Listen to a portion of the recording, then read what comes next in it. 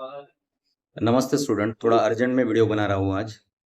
अब जैसे कि आप सभी को पता है कि इंजीनियरिंग कैप राउंड 1 का अलॉटमेंट हो चुका है और अलॉटमेंट की बात की जो प्रोसेस है सीट एक्सेप्टेंस की, उससे रिलेटेड बच्चों को कई सारे कन्फ्यूजन और क्वेरीज है। कुछ क्वेश्चंस के लिए मुझे बच्चों के बहुत सारे फ़ोन आए। हो सकता है वो क्वेश्चंस आपके मन में भी हो। जैसे कि मैं कुछ क्वेश्चंस अभी बता रहा हूँ, बच्चे क्या क्वेश्चन कर रहे हैं।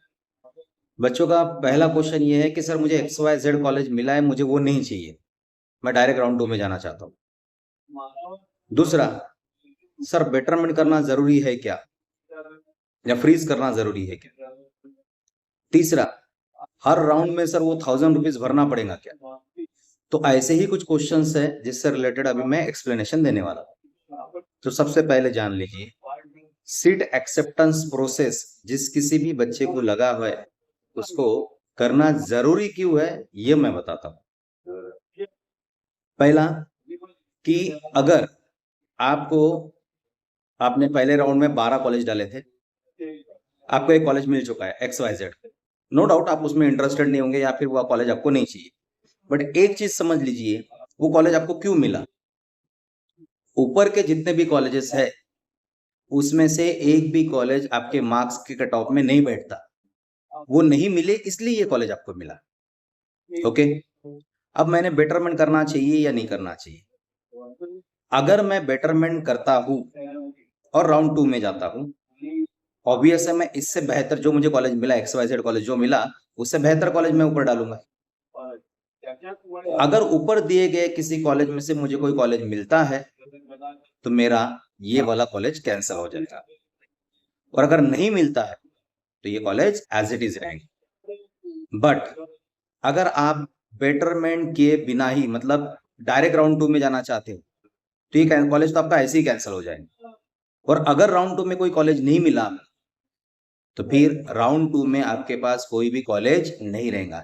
अब आप मुझे बताइए, कुछ नहीं रहने से अच्छा कुछ रहना है, बराबर? दूसरी बात, बच्चे सोचते कि सर फिर से हमको राउंड 3 में जाना है, फिर 1000 रुपए भरना पड़ेगा। नहीं बेटा, आपको 1000 रुपीज एक ही बार भरना है, और ये कभी ना कभी तो भरना ही है। आप लास्ट राउंड में एडमिशन लो तब भरना पड़ेगा, आप सेकंड राउंड में एडमिशन लो तब भरना पड़ेगा, या फर्स्ट राउंड में एडमिशन लो तब भरना पड़ेगा। 1000 रुपीज ये सीट एक्सेप्टेंस फी आपको एक बार भरना ही है। जैसे अगर आपने अभी भर दिया, बाद में भरने की जरूरत नहीं। आप राउंड 2 में भरोगे उसके बाद भरने की जरूरत नहीं, आप राउंड 3 में भरोगे उसके बाद भरने की जरूरत नहीं। बट मेरा कहना ये है कि अगर आप अभी बेटरमेंट नहीं करते, तो जो मिला हुआ कॉलेज है वो स्ट्रिक्टली कैंसिल ही हो जाएगा। और यदि आपको राउंड 2 में कुछ नहीं मिलता है, तो फिर आपके पास कोई भी कॉलेज नहीं। एक बात अच्छे से जान लीजिए भैया, मुझे ये कॉलेज चाहिए, मुझे XYZ कॉलेज चाहिए, बट आपको ये भी पता होना जरूरी है कि आपके मार्क्स में वो कॉलेज बैठता है क्या। मान के चलिए आपको पहले राउंड में जो फुल इनटेक था उसमें कॉलेज नहीं मिला, और राउंड 2 में आप जाओगे जिसमें इनटेक कैपेसिटी अभी कम रहेंगे, वैकेंसी कम रहेंगे, उसमें कैसे मिलेगा? तो ऐसे सिचुएशन में जो मिला कॉलेज राउंड 1 में, उसको बुक कर लीजिए, मतलब बेटरमेंट कर लीजिए। 1000 रुपीज जो भरना है ऑनलाइन वो भर दीजिए, उसके बाद तो फिर दोबारा भरना नहीं है आपको।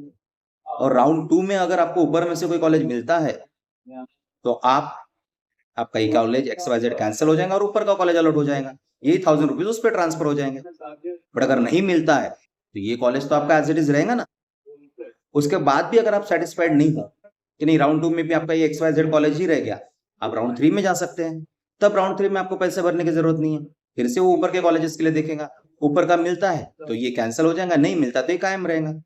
फिर से आप राउंड 4 में भी जा सकते हो, उस वक्त भी फिर आपको पैसे भरने की जरूरत नहीं है। ऊपर के कॉलेज देखेगा, मिलता है तो ठीक, नहीं तो ये रहेगा ही आपका। तो मेरे हिसाब से हर बच्चे ने, जिसको एडमिशन लेना है उसने तो फ्रीज करना चाहिए, और जिसको नेक्स्ट राउंड में जाना है उसने बेटरमेंट करना चाहिए। तो मेरे हिसाब से ये वीडियो आपको समझ में आया।